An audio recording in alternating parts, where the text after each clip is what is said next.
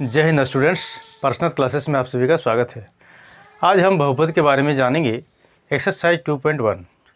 ये क्वेश्चन परीक्षा में अवश्य पूछा जाता है। ये क्वेश्चन अवश्य रहेगा, इसमें कोई दो मत नहीं है, ठीक है। और ये क्वेश्चन इतना ही इम्पोर्टेंट है, उतना ही आसान है। देखिए, इसमें आपको पेन चलाने की ज़रूरत नहीं पड़ेगा दोस्तों।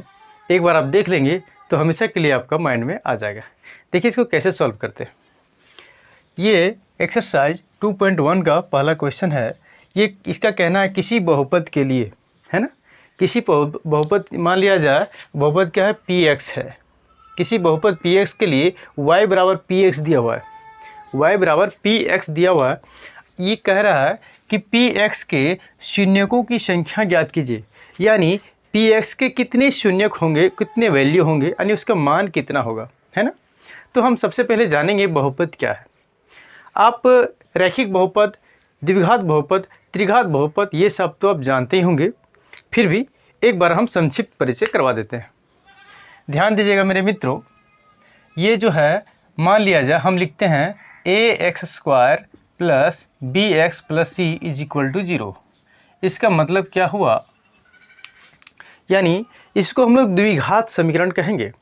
यानी किसी बहुपद का मैक्सिमम पावर जो होता है ना, यानी सबसे बड़ा जो पावर होता है यानी घात, उसी को हम लोग क्या कहेंगे, इसका घात कहेंगे।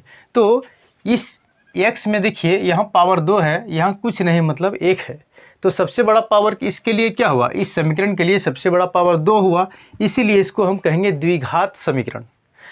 यदि यहाँ ax प्लस by मान लिया जाए, इसको हम स्क्वायर को हटा देंगे तो सबसे बड़ा पावर क्या होगा, ax मान लिया जाए, यहाँ हम कर देंगे by प्लस c। तो x का सबसे बड़ा पावर क्या हो गया, इस समीकरण के लिए 1 हो गया। तो रैखिक यानी पावर यदि 1 रहेगा ना तो हम उसे रैखिक कहेंगे, और पावर यदि 2 रह गया तो द्विघात कहेंगे, पावर 3 रहेगा तो त्रिघाती बहुपद कहेंगे।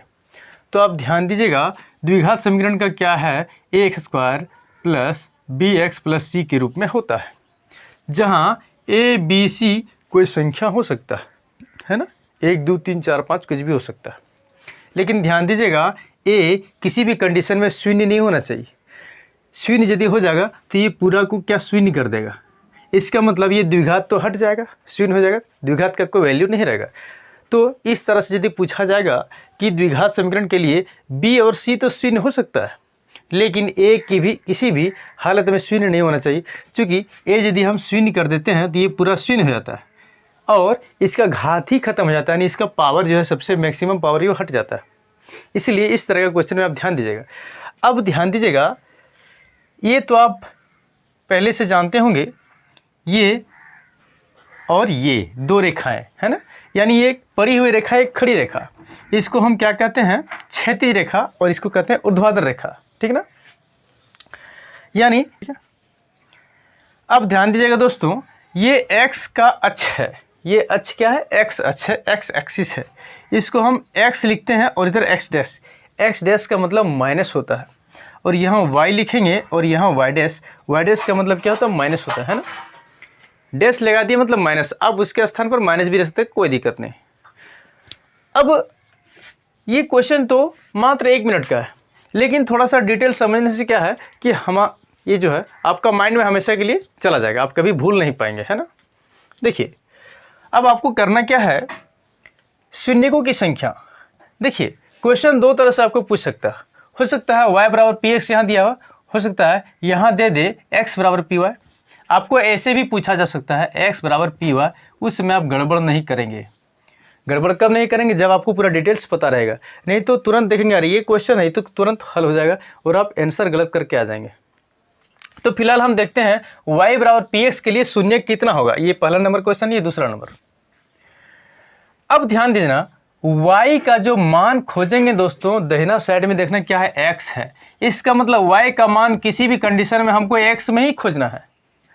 y का मान कहाँ खोजना है, x में। लेकिन यहाँ देख लीजिए x बराबर py है, तो यहाँ x का मान हम कहाँ खोजेंगे, y में। तो ये क्वेश्चन अभी आपका बुक में नहीं है, हो सकता है उदाहरण से उठा के दे दे, इसीलिए हम ये बता दिए। लेकिन फिलहाल जो आपका एक्सरसाइज में वो देखिए आपका एक्सरसाइज में क्या है, y बराबर पी एक्स दिया हुआ है, यानी y का जो वैल्यू निकलेगा ना दोस्तों x अक्ष में ही निकलेगा। कहाँ निकलेगा, x अक्ष में। अब मान कैसे निकलता है, हम देखेंगे x अक्ष को कितना जगह काट दिया है, प्रतिच्छेद किया है ना, तो ये x अक्ष है। अब ये जो ग्राफ आप खींचे हैं, ये ग्राफ जो दिया हुआ, ये देखिए कहीं भी x अक्ष को टच नहीं कर रहा है, कहीं भी x अक्ष को टच नहीं कर रहा है, यानी इसका जो मान होगा क्या होगा, कहीं जब टच नहीं कर रहा है क्या होगा, 0। तो इसका शून्य का संख्या क्या हो जाएगा, 0। इसका आंसर हो गया है ना।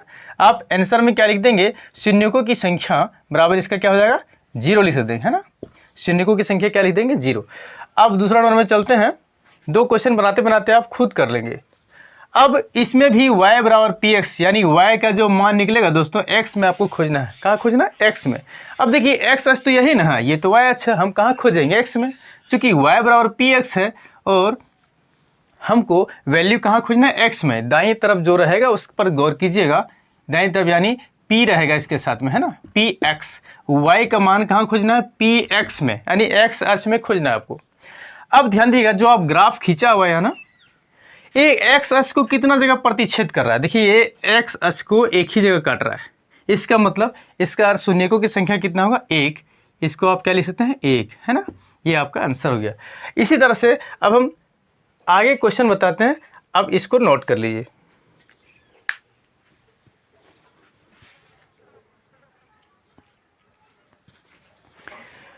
अब जैसा आप पहला और दूसरा बनाएं, तीसरा भी सेम है। देखिए y का मान जो खोजना है x में खोजना है, कहाँ खोजना है, x में, क्योंकि y बराबर पी एक्स दिया हुआ है इसलिए। अब x को कितना जगह, आपका जो ग्राफ है ना, x अक्ष को कितना जगह काट रहा है, देखिए ये पूरा x अक्ष है, तो कितना जगह काट रहा है, काउंटिंग कीजिए दोस्तों। देखिए एक जगह यहाँ काट रहा है ना, दूसरा जगह और तीसरा जगह, यानी इसका आंसर कितना हो जाएगा, 3। शून्यकों की संख्या कितना हो जाएगा, 3 हो जाएगा, ठीक है ना। कितना सिंपली से आप बना पाएँ। अब ध्यान दीजिएगा, यहाँ x अक्ष में कितना जगह काट रहा है, एक जगह यहाँ और एक जगह, देखिए यहाँ काट रहा है और यहाँ काट रहा है। ये ग्राफ जो है x अक्ष को कितना जगह काट रहा है, 2 जगह। तो इसका आंसर क्या होगा, आप शून्यकों की संख्या कितना लिख देंगे, 2 लिख देंगे है ना। कितने आराम से आप बना पा रहे हैं। देखिए अब हम 5वां और 6ठा देखते हैं कैसे बनेगा। सब आसान है, बिल्कुल आसान है दोस्तों। आप इसी तरह से आपको उलट के भी दे देगा ना, x बराबर पी वाई, तो आप बना पाएंगे, ठीक ना।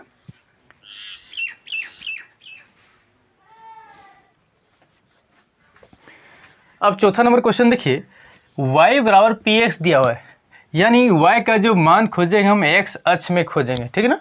ये पूरा x अक्ष है। अब देखिए x अक्ष जो ये ग्राफ है कितना जगह काट रहा है, 1 2 3 4, ये पूरा एक जगह काट रहा है। देखिए y में भी काट रहा है, लेकिन इसको हमको काउंटिंग नहीं करना है, क्योंकि y बराबर पी एक्स यानी x में ही आपको खोजना है।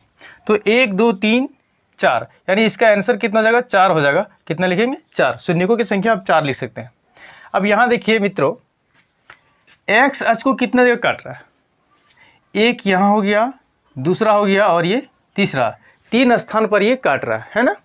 तो आप कह सकते हैं शून्यकों की संख्या बराबर 3, ये इसका आंसर हो गया।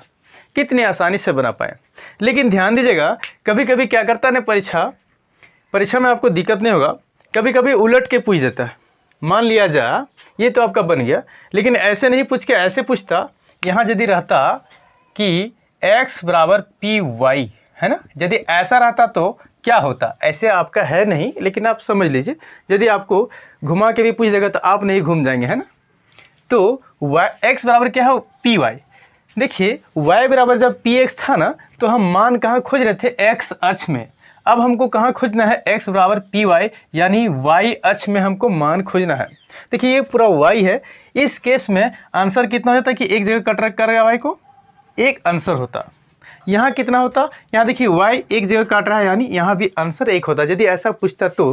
लेकिन ऐसा पूछा नहीं, आप सीख गए, अच्छा किए मेरे मित्रों।